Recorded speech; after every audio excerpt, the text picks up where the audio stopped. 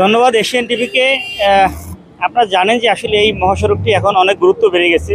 মূলত ঢাকা থেকে সিলেট হয়ে সুনামগঞ্জ পর্যন্ত এই মহাসড়কটি বিভিন্ন কারণে এই মহাসড়কের গুরুত্ব বেড়ে গেছে। আমাদের টাঙ্গুয়ার হাওর এই সুনামগঞ্জে আছে, অনেক পর্যটক এই রোডে যাতায়াত করে। তো এই বাজারটি প্রচুর অবৈধ স্থাপনা, যেটি সড়ক ও জনপথের জায়গায় গড়ে উঠেছিল, বিভিন্ন সময়ে দুর্ঘটনা হয়, যানজট হয়। সে কারণে আমরা রোডস অ্যান্ড হাইওয়ে এবং উপজেলা প্রশাসন, জেলা পুলিশ, হাইওয়ে পুলিশ সবাই মিলে একটি পরিকল্পনা করে আজকে এই উচ্ছেদ অভিযান পরিচালিত হচ্ছে। এরপরে আমরা ইতিমধ্যে কথা বলেছি ইউনো সাহেবের সাথে, আমাদের রোডসের অফিসের সাথে, যে কি ব্যবস্থাপনা করলে আমরা বসে একসাথে একটু চিন্তা করে একটা সিদ্ধান্ত নেব যে এই জায়গাগুলো আর যাতে বেদখল হতে না পারে এবং এখানে স্মুথলি যাতে আমাদের গাড়ি, ট্রাক, কাভার ভ্যান যা চলে গাড়ি, সেগুলো সুষ্ঠুভাবে চলতে পারে। এটি আমাদের পরিকল্পনা। প্রত্যেকটা মার্কেটের সামনে যারা হকার ব্যবসায়ীরা বসে, ক্ষুদ্র ব্যবসায়ীরা, তারা কিন্তু টাকা দেয়, এই ট্যাক্সটা দেয় মার্কেট মালিক, যেটাকে চাঁদা বলে। এই বিষয়টা আপনারা একদম এই যে সম্পূর্ণ এলাকা জুড়ে প্রত্যেকটা মার্কেটের সামনে একটু হচ্ছে সরকারি জায়গা, এই জায়গায় একজন গরিব যদি বসে, সেখান থেকে আবার কিন্তু তারা প্রত্যেকদিন 400-500 টাকা চাঁদা নিচ্ছে। এর পরবর্তীতে এই সকল ব্যক্তিদের জন্য কি আইনানুগ ব্যবস্থা রাখা হবে কিনা? কারণ আপনারা চলে গেলে তারা কিন্তু আবার কালকে থেকে আবার বসে যাবে। অবশ্যই এটি আপনার থেকে শুনলাম, আপনারা আমাদেরকে সুনির্দিষ্ট তথ্য দিবেন। উপজেলা প্রশাসন ইউনো সাহেব আছেন তো উপস্থিত, রোডস অ্যান্ড হাইওয়ে যাদের জায়গা, আর আমরা হলো নিরাপত্তার দায়িত্বে। সবাই মিলে এরকম অভিযোগ পেলে আমরা সবাই মিলে একটা সমন্বিত ব্যবস্থা নিব এবং শাস্তিমূলক ব্যবস্থা যাতে হয়, যাতে এই গরিব দুঃখী মানুষ যারা এই ছোটোখাটো দোকান বসে তাদের জীবিকা অর্জন করে, তাদের থেকে অন্য কেউ যাতে তৃতীয় পক্ষ সুবিধা নিতে না পারে, সেটি আমরা এনশিওর করার চেষ্টা করব ইনশাআল্লাহ। আরেকটা বিষয়, যে এখানে সুনামগঞ্জ জেলার একটা সিএনজি অফিস আছে, যেটা 1693 বলা হয়।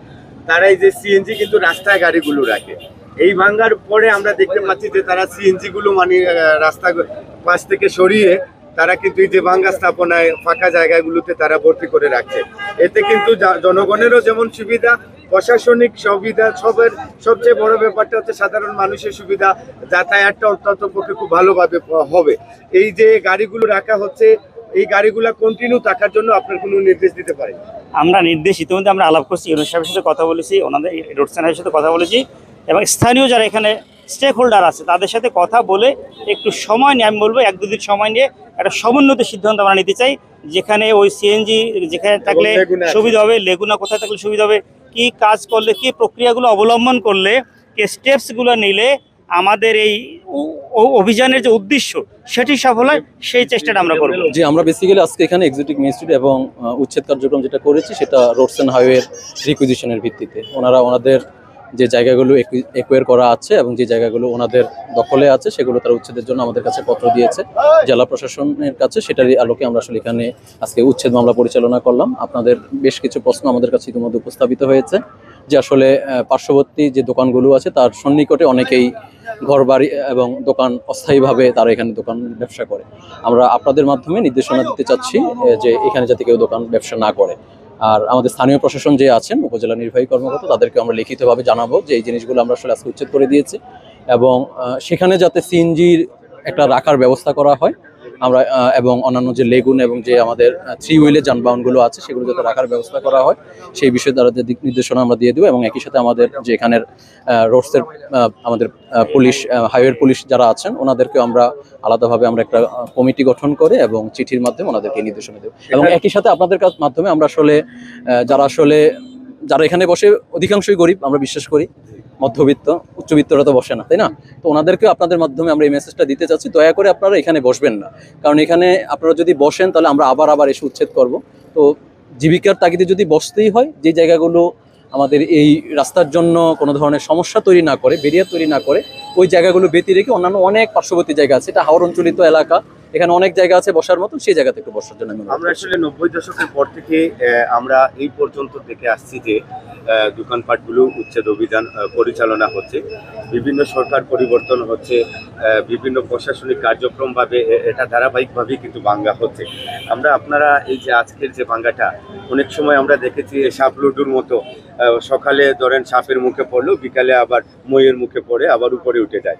অর্থাৎ আমি আপনার প্রশ্ন বুঝতে পেরেছি। আসলে কোনো স্থাপনা এখানে স্থায়ীভাবে তৈরি করা হচ্ছে না। সবগুলো স্থাপনায় যেগুলো করা হচ্ছে একেবারেই অস্থায়ী ভিত্তিতে, হ্যাঁ, জি। মানে একেবারে কুড়ে ঘরের মতন করা হচ্ছে। আর যে কোনো কিছুই আসলে শুধুমাত্র ওয়ান ডিরেকশন করার চিন্তা নেই।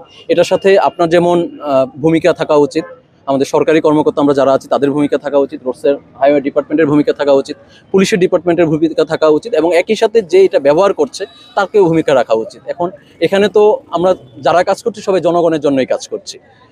আমরা চেষ্টা করি যাতে এই রাস্তাগুলো আসলে ফাঁকা থাকে, এবং তারই আলোকে কিন্তু আমরা আসলে প্রচুর পরিমাণে কষ্ট করি। আমার জায়গা আমাকেই উদ্ধার করতে হচ্ছে, তাই না? তো এই জিনিসটা তো আমাদের কোনো আসলে বিষয়বস্তু থাকে না, থাকে। তো আমরা চেষ্টা করছি, আমরা আপনার মাধ্যমে সাধারণ মানুষদেরকে অনুরোধ করতে চাই, দয়া করে এই জায়গাগুলো আপনারা ব্যবহার করবেন। আমি ইতিমধ্যে আপনাকে বলেছি, আপনাদের অন্য যে জায়গাগুলো ফাঁকা আছে সেইখানে আপনারা অস্থায়ী ভিত্তিতে দোকানের ব্যবস্থা করুন, আপনারা নিজেরা জীবিকা নির্বাহ করুন, কিন্তু আমাদের রাস্তার ক্ষেত্রে ব্যারিয়ার তৈরি হয় এরকম কোনো কিছু না করার জন্য আমি অনুরোধ করছি। এবং আমরা বেশ কিছু অভিযোগ শুনেছি, পার্শ্ববর্তী অনেকেই হয়তো বা এটা আপনারা যেটা বলেন যে টাকার বিনিময়ে, এই বিষয়গুলো আমরা অবহিত করবো যাতে এটা আইনের আওতায় নিয়ে আসা হয়। ধন্যবাদ। দর্শক, আপনারা জানেন এই যে অবৈধ দোকানপাট স্থাপনা উচ্ছেদ অভিযান চলতেছে।